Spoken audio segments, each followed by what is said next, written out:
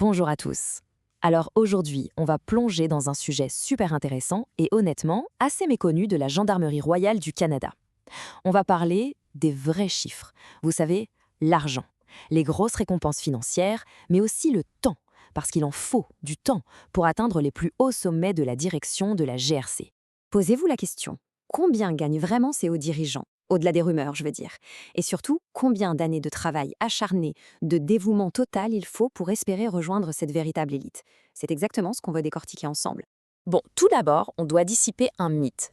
Le terme officier commissionné, ça ne veut pas juste dire n'importe quel policier avec un grade. Pas du tout. On parle ici de la vraie haute direction stratégique.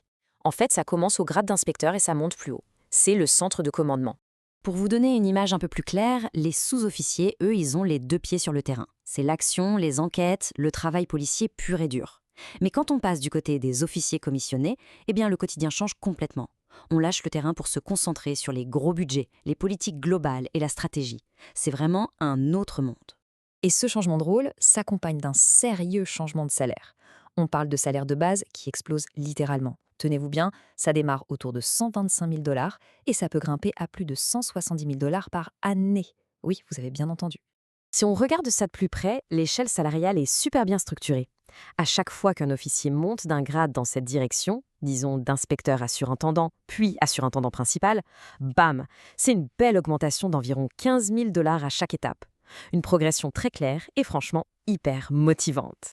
Mais il y a un gros mais. Il faut redescendre sur Terre un instant. C'est pas tout le monde qui y arrive à 30 ans. En fait, c'est un milieu ultra compétitif. L'âge moyen pour devenir un tout nouvel inspecteur, c'est 47 ans. 47 ans, ça vous donne une bonne idée du chemin à parcourir. C'est littéralement le projet d'une vie, ou en tout cas un jeu de longue haleine sur plusieurs décennies. C'est comme un marathon.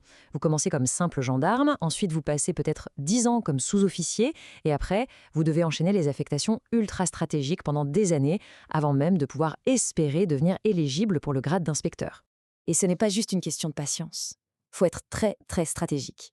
Il faut d'abord exceller sur le terrain, ensuite prouver qu'on est polyvalent en acceptant des rôles variés au quartier général. Oh, et généralement, il faut aussi retourner sur les bancs d'école pour décrocher des diplômes universitaires avancés, tout en se bâtissant un réseau en béton. J'adore cette citation d'un surintendant, qui résume parfaitement la réalité. Il disait « Tu échanges ta trentaine et ta quarantaine à travailler comme un fou en tant que sergent, tout ça pour un salaire confortable quand tu arrives à la fin de la quarantaine. » Ça fait réfléchir, non? C'est un vrai sacrifice personnel au beau milieu de sa carrière. Et puis, il y a un petit détail crucial qu'on oublie souvent. La GRC n'offre pas de prime en fonction du coût de la vie de votre ville. Donc, gagner 140 000 $, eh bien, ça n'a absolument pas le même impact si vous êtes affecté à Vancouver, où ça paye à peine un modeste appartement, ou à Saskatoon, où vous avez la grande maison avec un jardin et des économies. Le lieu change tout. Alors, avec tous ces sacrifices, pourquoi ils le font? Pourquoi s'acharner? La vraie récompense, le Saint Graal, c'est la stabilité incroyable et surtout le régime de retraite. C'est vraiment la motivation ultime à long terme. On parle ici d'un régime à prestations déterminées. C'est rarissime aujourd'hui. Concrètement, un officier qui a fait ses 30 ans de service est assuré de recevoir 70% de la moyenne de ses meilleurs salaires. Et ça, c'est garanti à vie. C'est juste énorme. Pour vous donner une idée un peu plus claire, 70% de ce salaire de pointe, ça veut dire qu'une fois à la retraite, il touche souvent entre 95 000 et 100 000 $ par année. Ces officiers retraités gagnent parfois plus d'argent que de jeunes gendarmes qui travaillent à temps plein sur le terrain. C'est fou quand on y pense. Et attendez, c'est pas fini. Rajoutez à ça des avantages cachés incroyables. Une couverture médicale et dentaire complète payée par l'employeur, le financement à 100% de diplômes supérieurs comme un MBA, et une fois à la retraite, des opportunités super lucratives comme consultant. Donc, au final, on doit se demander, le jeu en vaut-il la chandelle? Est-ce que vous seriez prêt à manœuvrer de façon stratégique pendant des décennies, à vous éloigner de l'action du terrain pour garantir ce niveau de sécurité financière en béton?